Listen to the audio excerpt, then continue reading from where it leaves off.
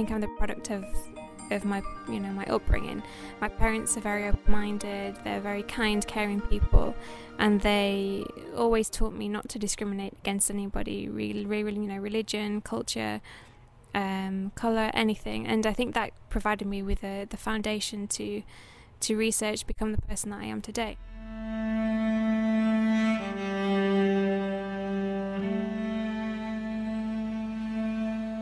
When people see me now as I am wearing hijab, and obviously the people that knew me before, I think a lot of people's first impression is that oh, look at Mel, she married a Muslim guy, and kind of look at her now, it's a shame, look what she has to be like, now she's oppressed, kind of thing. And a lot of people associate me looking the way that I do with maybe because my husband wants me to, or maybe it's something that I've been told that I have to do, and it's completely against the religion and the reason that I'm doing it. I think you have a unique insight when you wear the hijab of really why you do wear it, and it's not for anybody else. It's not for anybody else, but for yourself, and for the sake of Allah. That's the reason we wear that, not because anybody else has asked us to.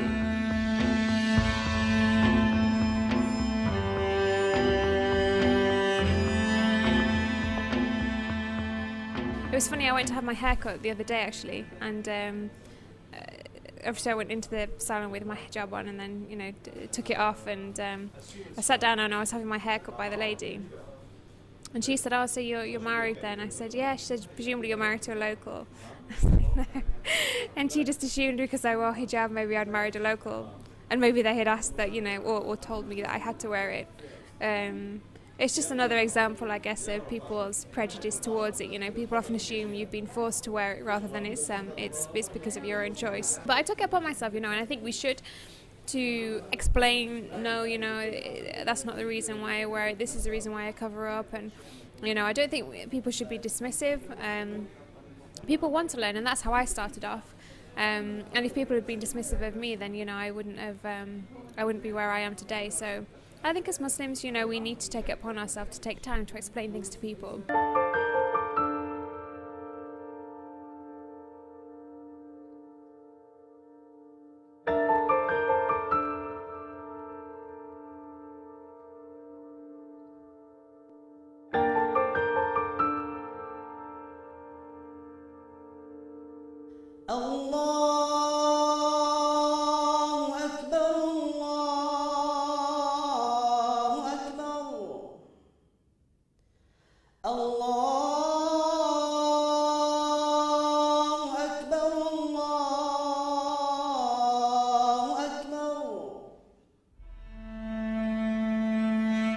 I never, ever expected that, we would be married.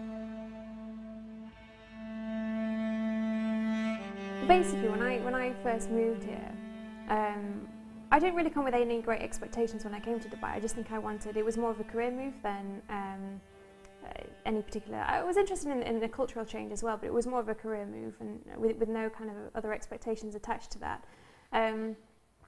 But I don't know. I changed quite a bit when I first moved out here, and in terms of the people that I started getting to know at work.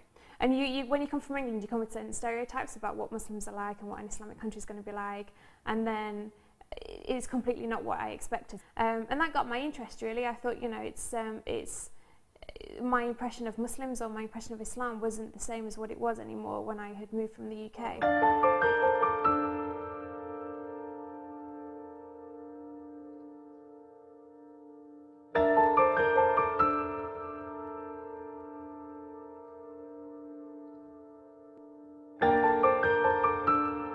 Unfortunately, people think that Islam is linked to oppression with women. Okay, so it's something that you see the way maybe that women dress, or you see the way that some people treat their wives, or you hear stories and you just think, okay, Islam, oppression with women. It's an unfair religion. It's all about the hierarchy of men. And meeting Mahmoud, it's just completely the reverse. The history of Islam as well. Women have always been very prominent figures in Islam, very well educated people, business leaders. Khadija was, a business lady herself, but again, in the UK, completely not the story that you're told about Islam and about Muslims.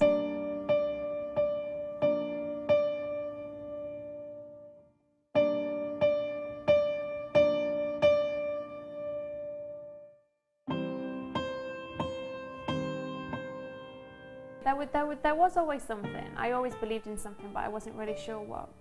And other religions that I had come across didn't really answer any questions, and to a certain extent I thought their answers to certain questions, I didn't really sort of, buy it. And then I think when I came across Islam and I moved out here and I learned more, what I realized about Islam and what I like about Islam is it's okay to ask questions, and every question you ask should have an answer. Yeah. Whereas with other religions, sometimes it's just like, it's, faith. You just have to have faith. There's blind faith to everything. And to me, that's okay, but it's not good enough. And this is why we always say, I do still have questions, and I will still find the answers to them. But everything's so perfect, everything's so well put together that's what kind of convinced me. If there's any mistake in any religion, it can't be divine. The only thing that can be divine is something that is perfect, and because none of us are perfect and we all make mistakes, we have a confidence and a belief in our heart and that's where belief comes in, or iman comes in, that there is an answer for everything, and it's in that one book, and obviously that's explained through our Prophet Muhammad Sallallahu Alaihi Wasallam. And so whatever we look for, there will be an answer for that question.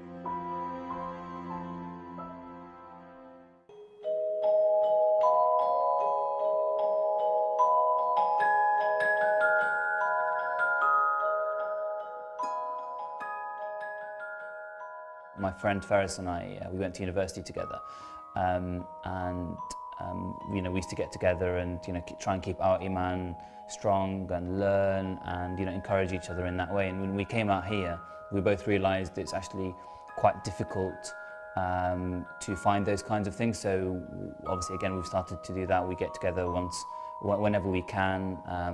Faris is still living in the UK at the moment, so whenever he's over here, we kind of get together and we try and recite some Quran and du'as, and really hopefully help our iman grow and sustain that. لو أنزلنا هذا القرآن على جبل لرأيته خاشعا متصدعا من خشية الله وتلك الأمثال نضربها للناس لعلهم يتفكرون هو الله الذي لا إله إلا هو عالم الغيب والشهادة هو الرحمن الرحيم هو الله الذي لا إله إلا هو الملك القدوس السلام المؤمن المهيمن العزيز الجبار المتكبر سبحان الله عما يشركون هو الله الخالق البارئ المصور له الأسماء الحسنى يسبح له ما في السماوات والأرض وهو العزيز الحكيم. It's a good way of maintaining your iman, and what was one of the good advantages when we were in university was we got to do this on quite a regular basis, and we had a lot of free time to do it. But when you start working, you don't quite have that same time. So that's one of the reasons we do it. Yeah. Nowadays, we've made a rather dangerous separation between our daily lives and activities and what we do for religion, and we've created this artificial barrier. So doing these halaqat is a nice way of integrating these practices into our lives again, which is quite important.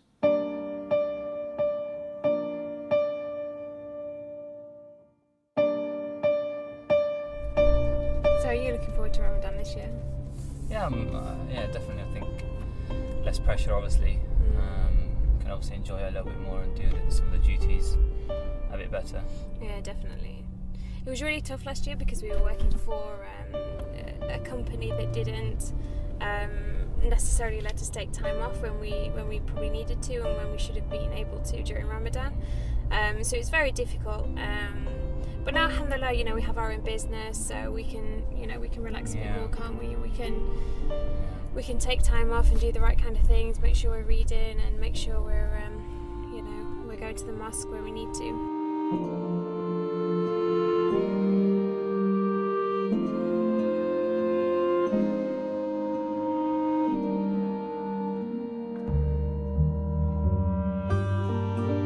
Allah knows you better than you know yourself.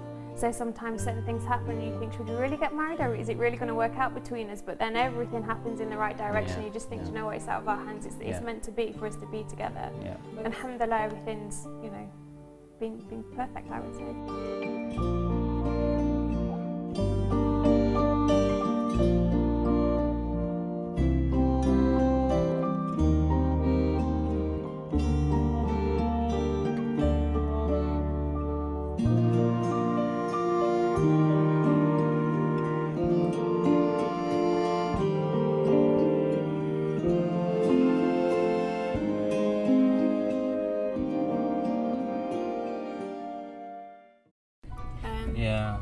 it's a shame because there's obviously a lot of companies. Slowly, I fell back.